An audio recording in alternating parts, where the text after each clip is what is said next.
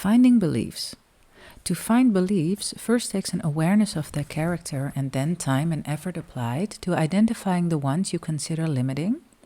And that's what was discussed in Chapter 5. Hopefully that information was helpful in opening your mind to beliefs in general and your personal ones in particular. Now here are some other suggestions for finding limiting beliefs. The first being one I used heavily in my beginning years of metaphysics and still find beneficial. Take out a notebook. Select the area of your life you want to analyze and write it at the top of a blank page. Now write what you're thinking about the subject, either in prose or bullet items. Note whatever comes to mind. Write in short phrases without worrying about grammar. Cover as many facets as possible, such as your thoughts, some events that have occurred, and your feelings. After you've listed the contents of your conscious mind, as it pertains to your chosen subject, quietly, slowly review what you have written. Relax and let intuitive information surface. Soon the overriding beliefs that frame the situation will become apparent. When you're through, or even at a later time, review your writings and try to develop simple statements that summarize what you have written. Your summary will give you a good handle on your beliefs. Or try this. Write yourself a letter. Describe recent unsettling events in your life and how you feel about them. Talk about why they hit you like they did, and ask yourself the question, why would I have participated in such an event? Then ask yourself why anyone would have participated in that type of situation. Compare your responses and see if, between the two of them, you receive new insights into how and why you put that scenario into place. Here's another technique for finding beliefs.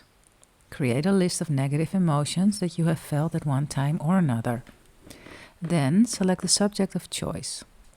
For instance, your job. Bring each emotion into your mind individually and then place it in the context of your work. Let's say the emotion is depression. What about your job makes you feel depressed, if it does? Write your responses on paper.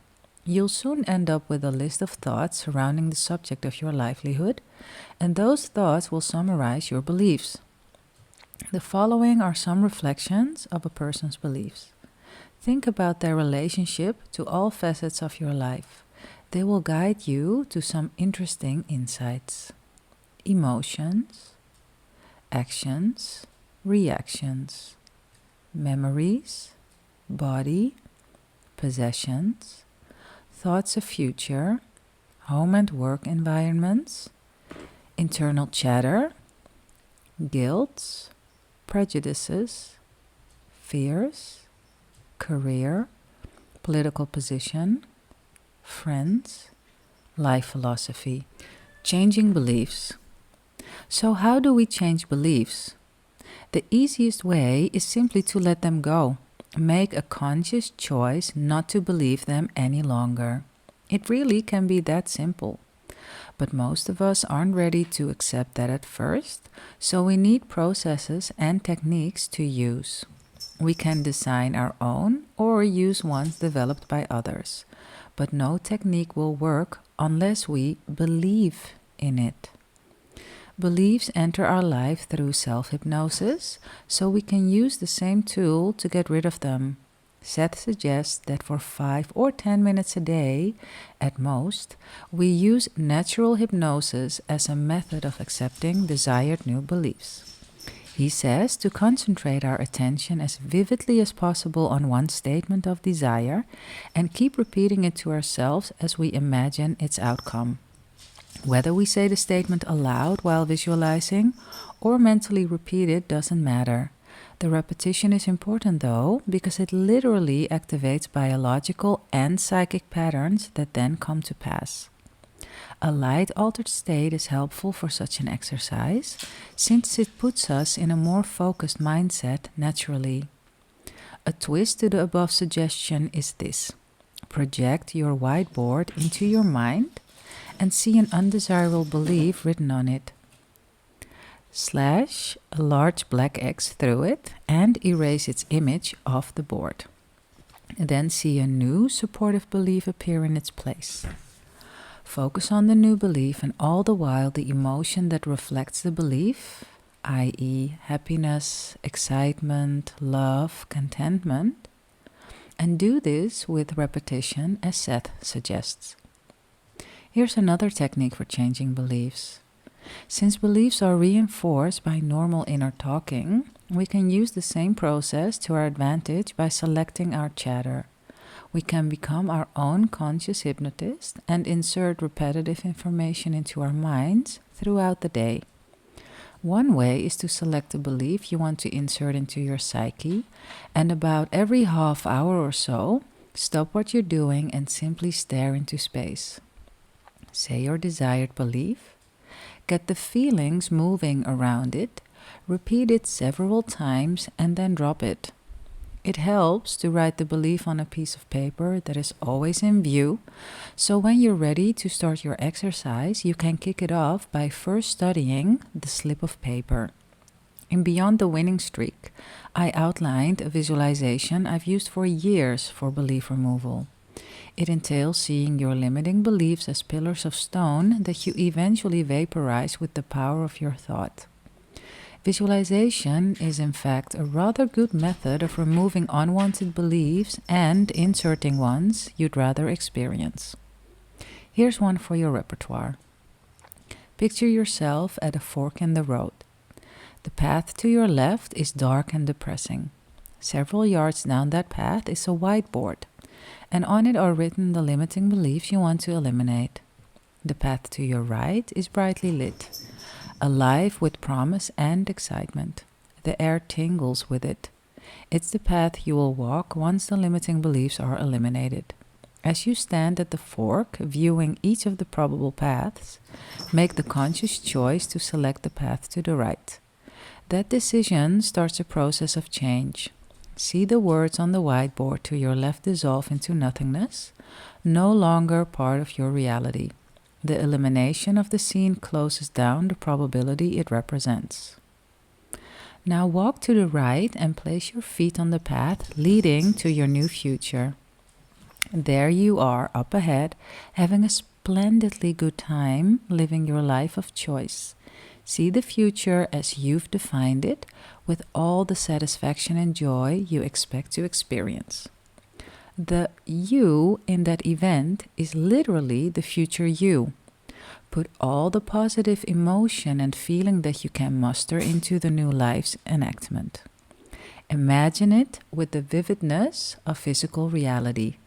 To end the scene, see yourself joyfully jumping up into space, head thrown back, arms above your head, knees bent.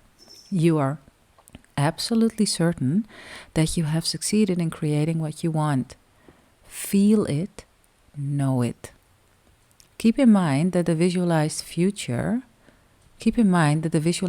scene may not be created in your reality exactly as you picture it. What will happen, though, is that the feelings you project into your future will wash over the event, coloring its outcome more to your liking. Accentuate the positive. In all such situations, it is highly important that you do not concentrate your main attention in that area of experience with which you are least satisfied.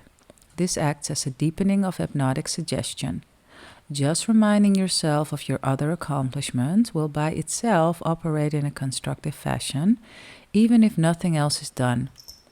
This Seth quote speaks the world to us. While a book such as this one is oriented toward identifying and eliminating the negative, we must not forget to accentuate the positive, as the song goes. When you start your search for beliefs, you'll stumble upon all types, not just ones you wish to change. Make a note of the positive ones that influence your life.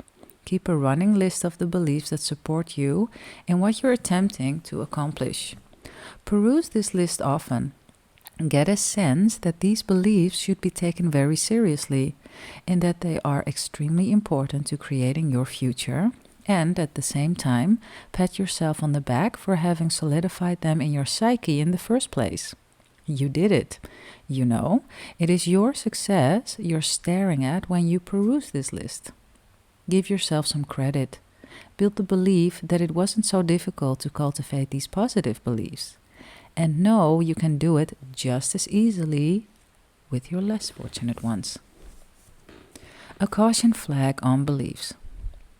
After all is said and done on finding beliefs, after all is said and done, them being the golden rule that forms reality, I raise a word of caution. Don't do what I did. Don't give the idea of beliefs too much of your power. Yes, they are power hitters. Yes, you need to pay attention to them. Find them, change them. Oh yes. But they are changeable. They are breakable. They're not permanent.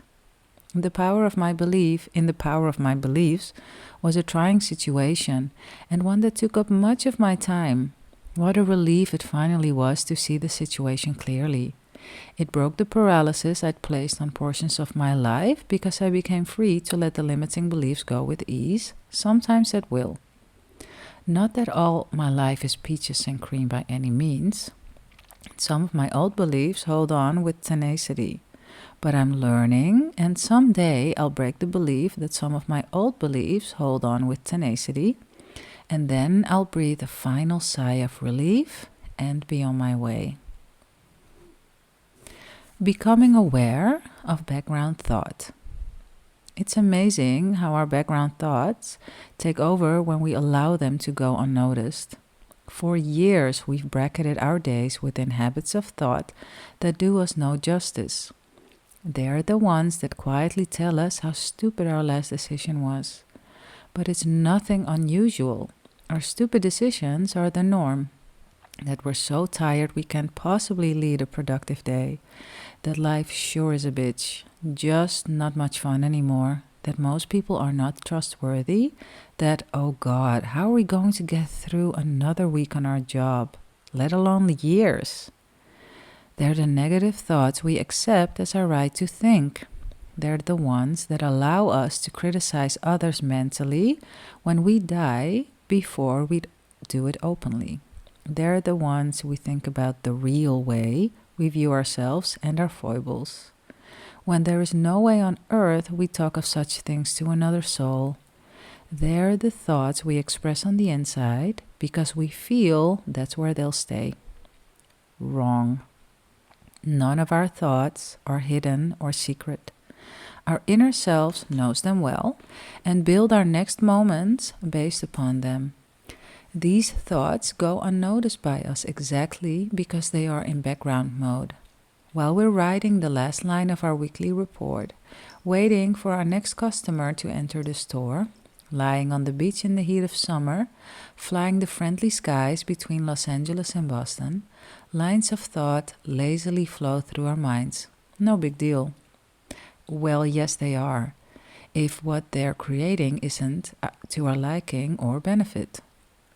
Habits of thought take on other forms also, and in some ways they may become more important to recognize.